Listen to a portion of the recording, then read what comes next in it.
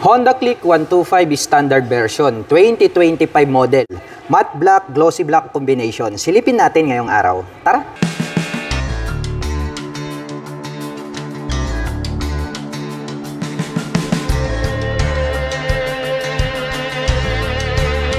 Ito po ang matte black at glossy black color na Honda Click 125 standard version 2025 model. Ito pong kanyang daytime running light ang pinakamalupit dito dahil mahaba po ito at nagkaroon po siya rito ng pins na parang nagsisilbing kanyang mga kilay. At located naman po rito sa bandang itaas, ito pong kanyang mga LED na turn signals. At ito naman pong kanyang main headlight ay naka full LED na po ito para po rito sa kanyang high beam and low beam.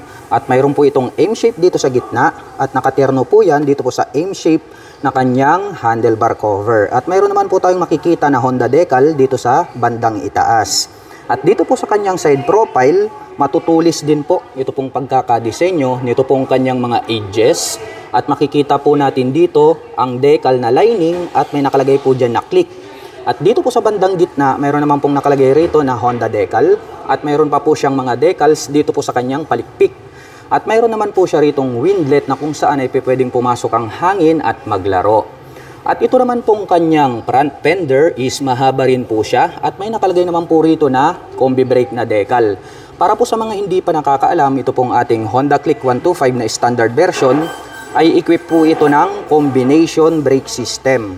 Once po na ating pinihit, ito pong kanyang rear brake ay sasabay po ng bahagya ito pong kanyang front brake. Sa ganung paraan, ito pong combi brake system ay nakakapagbigay po ito ng balance na stopping power. Kaya po siya tinawag na combination brake system dahil nagsasabay po yung harap at likod. At ito po pala ay gumagamit ng single rotor disc brake na flower design with single pot caliper na Tokiko. At ito pong kanyang cast wheel is black color po ito. At ang sukat naman po ng kanyang gulong rito po sa harapan, ito po ay mayroong sukat na 90 by 80-14. At ito po ay naka-tubeless na. Mapunta naman po tayo rito sa kanyang footboard.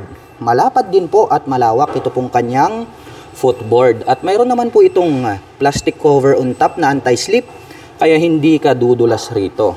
At ito pong kanyang upuan, malapad din po ito. Itim naman po ang kulay nito pong kanyang seat cover. Makapal po rito sa bandang harapan, habang patulis naman po rito sa bandang dulo. Malambot din po ito pong kanyang upuan, kaya komportable po siyang sakyan. At itim din po ang kulay nito pong kanyang integrated na grab bar, makapal at matibay.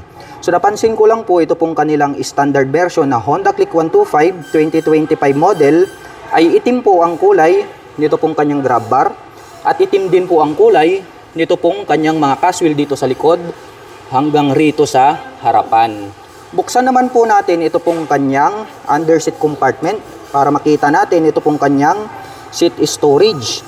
Maluwag na rin po ito pong kanyang underseat compartment at ito po ay mayroong 18 liters na capacity.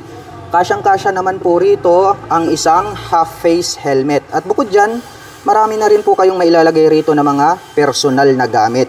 At dito na rin po located ito pong kanyang fuel tank under the seat. At ito po ay mayroong fuel tank capacity na 5.5 liters at mayroon naman po itong fuel consumption na 50 km per liter. Close po natin ito pong kanyang upuan. Dito po sa kanyang side profile, may makikita po tayo rito na mga decals at may nakalagay naman po rito na click at may nakalagay din dito na decal na liquid cooled. At ito po pala ay equipped with side stand engine cutoff switch. Once po na naka-engage ito pong kanyang side stand, ay hindi na po magi-start ito pong ating scooter. Sa ganong paraan, ay ligtas po tayo sa disgrasya na pwedeng ihatid ng side stand kapag naka-engage. At itim naman po ito pong kanyang tubular na metal na center stand. At metal naman po ito pong ating pillion step para sa ating back rider. Meron po itong rubber cover on top na anti-slip. At ito pong kanyang engine is black color po ito at may naka-intact naman po dyan na Honda na brand name. Itim din po ang kulay nito pong kanyang airbox cover at may nakalagay naman po rito na ESP, also known as Enhanced Smart Power. At ang atin pong Honda Click 125 ay mayroon po itong 769mm na seat height at mayroon naman po itong 131mm na ground clearance. Ngayon naman po ay susubukan nating sakyan para maipakita ko po sa inyo kung gaano nga ba ito kataas. Para po sa mga magtatanong, ang aking height is 5'6". Makikita nyo naman, lapat na lapat yung ating mga paa. Kaya more comfortable po ito para sa mga tulad ko na 5'6" in height. At siya nga po pala, salang kukuha po ng pinakabagong Honda Click 125 at naghahanap po kayo ng rear carrier, side banners, top box, helmet, crash guard, ay inilagay ko na po yung product link dyan po sa description box sa ibaba para hindi na po kayo mahirapang maghanap. At ito po ay naka fully digital meter panel display. Nandirito naman po sa bandang itaas, ito pong kanyang mga light indicators. At meron po itong 2 button selector dito sa bandang ibaba. At meron naman po tayong makikita rito na Honda badge. At pagdating naman po rito po sa kanyang mga button selectors, meron po itong high beam and low beam, turn signal selectors at ang kanyang horn. Habang dito naman po sa kabila, nandirito naman po yung kanyang electric starter.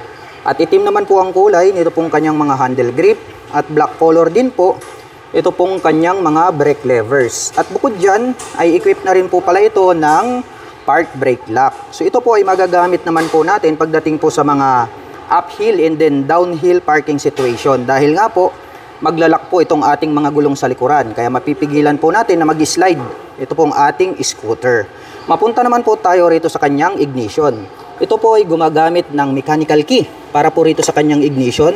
Mayroon na rin po yung shutter lock key for safety purposes. At ang kagandahan yan, included na rin po pala rito ito pong kanyang set button. At mayroon po itong 2 front pocket. Dito po sa kanan, open po ito at pwede po tayong maglagay rito ng coins. Habang dito naman po sa kabila, mayroon pong door dito na pwede nating buksan. At mas malalim po ito.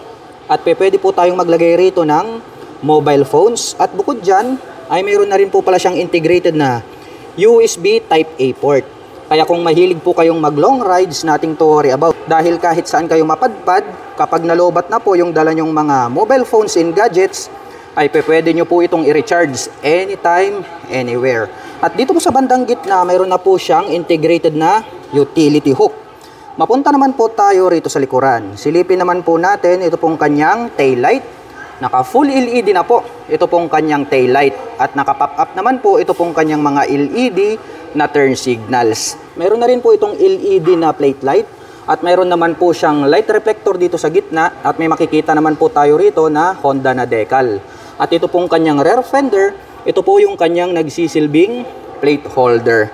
At pagdating naman po pala rito sa kanyang rear suspension, ito po ay gumagamit ng single shock absorber. At ito pong kanyang braking system dito sa likuran, ito po pala ay equipped with mechanical leading trailing or yung tinatawag po nila na drum brake. Itim po ang kulay nito pong kanyang cast wheel at ang sukat po ng kanyang gulong rito po sa likuran, ito po ay mayroong sukat na 100 by 80-14 at ito po ay naka-tubeless na. At ito pong kanyang stock pipe, all black po ito. Itim din po ito pong kanyang head protection guard, habang gray naman po ang kulay nito pong kanyang tip. At ito po ay mayroong single exhaust. At ang kagandahan po nito pong ating Honda Click 125 na standard version 2025 model ay equipped na po ito ng liquid cooled para po dito sa kanyang cooling system. Kaya kung mahilig po kayong mag long rides, ito pong Honda Click 125 ay nakadesenyo po talaga siya para sa mga long rides driving situation.